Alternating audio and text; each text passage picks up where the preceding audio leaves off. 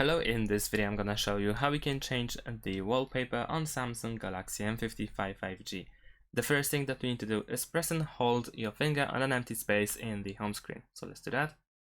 After that, in the bottom left corner we have wallpaper and style, so we can tap this option.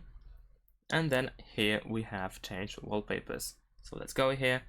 At the top we have some featured wallpapers that we can use. We can also use a wallpaper from our gallery, so we can use a photo as a wallpaper. We have some graphical wallpapers, colors, and wallpaper services like dynamic lock screen and Samsung Global Goals. In this case I'm gonna use one of the featured ones, so let's say I want to use this one. Over here you can select if you want to apply it to lock screen and home screen, or both of course, and then we can press next.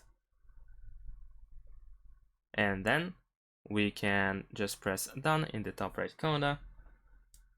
And there we go, changes applied to lock and home screen. So let's go back to the home screen, and there we go, we have a new wallpaper. Thanks for watching, leave a like and subscribe to my channel, and see you in my next videos. Bye.